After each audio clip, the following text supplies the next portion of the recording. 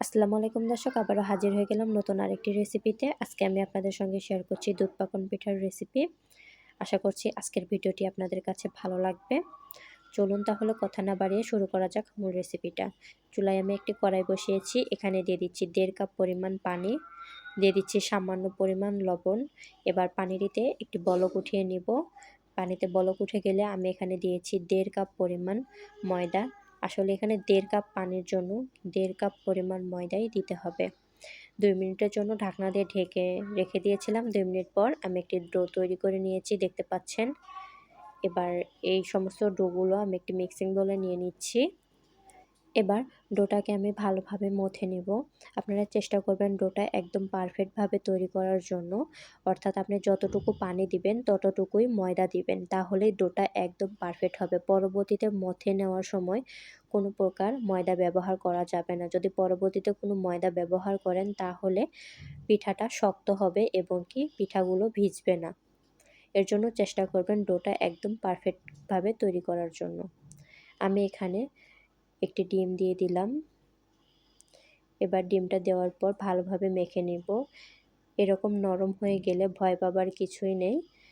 এটা মথে নিতে নিতেই আবার আগের পর্যায়ে চলে আসবে। আপনারা যদি আমার চ্যানেলে নতুন হয়ে থাকেন, প্লিজ আমার চ্যানেলটি সাবস্ক্রাইব করতে ভুলবেন না। আর ভিডিওটি যদি কোথাও একটুখানি ভালো লেগে থাকে তাহলে একটি লাইক দিতে ভুলবেন না। দেখতে পাচ্ছেন আমি ভালোভাবে মথে নিয়েছি। এই পর্যায়ে আমি দিয়ে দিচ্ছি 2 টেবিল চামচ পরিমাণ গুঁড়া দুধ। দিয়ে আবারও ডোটাকে ভালোভাবে মথে নিচ্ছি। ডোটাকে চেষ্টা করবেন ভালোভাবে মথে নেওয়ার জন্য। এ পর্যায়ে দিয়ে দিচ্ছি 1 চা চামচ পরিমাণ রান্নার তেল। আপনারা তেলের পরিবর্তে এখানে 1 চা চামচ পরিমাণ ঘিও ব্যবহার করতে পারেন, এতে করে পিঠার টেস্টটা আরও ভালো হয়। আমার হাতের কাছে ছিল না বিধায় আমি এখানে তেল দিয়েছি। দিয়ে ভালোভাবে আবারও মথে নিয়েছি। এবার উপরে সামান্য পরিমাণ তেল মেখে একটা ঢাকনা দিয়ে ঢেকে একটা সাইডে রেখে দিব।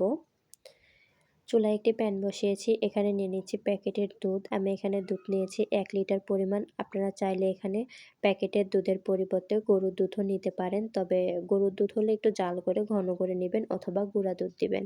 খুব বেশি জাল করে ঘন করে নেওয়ার দরকার নেই। আমি এখানে দিয়েছি 2টি সাদা এলাচ, একটি কালো এলাচ, দিয়েছি 2টি দারচিনি, 2টি তেজপাতা, দিয়েছি সামান্য পরিমাণ লবণ আর 1.25 কাপ পরিমাণ চিনি। মিষ্টিটা আপনারা আপনাদের পছন্দ মতো দিতে পারেন। দেখতে পাচ্ছেন দুধে বলক চলে এসেছে। আমি খুব বেশি জাল করব না। আর 2 থেকে 3 মিনিটের মতো জাল করে চুলা থেকে নামিয়ে নিব। দেখতে পাচ্ছেন দুধটি আমার জাল করে নেওয়া হয়ে গিয়েছে। এবার ঢাকনা দিয়ে ঢেকে একটা সাইডে রেখে দিব। এবার ঢাকনা দিয়ে উঠিয়ে ডোটাকে আমি আরও 1 থেকে 2 মিনিটের মতো মথে নিব। এবার আমি পিঠাটা তৈরি করব। সামান্য পরিমাণ ডো হাতে নিয়ে এভাবে ঘুরিয়ে ঘুরিয়ে গোল করে নিব। তারপর এভাবে হাতে তালুতে রেখে চাপ দিয়ে এভাবে চ্যাপ্টা করে নিব। এবার একটি চামচের সাহায্যে আমি পিঠার ডিজাইনটা করে নিচ্ছি।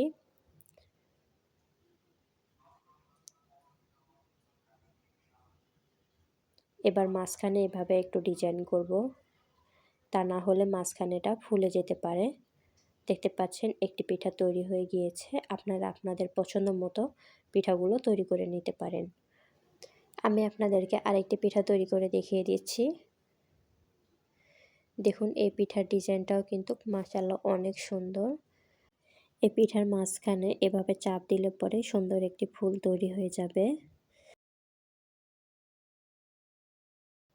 এই পিঠারও মাঝ বরাবর এভাবে ডিজাইন করে নিচ্ছি।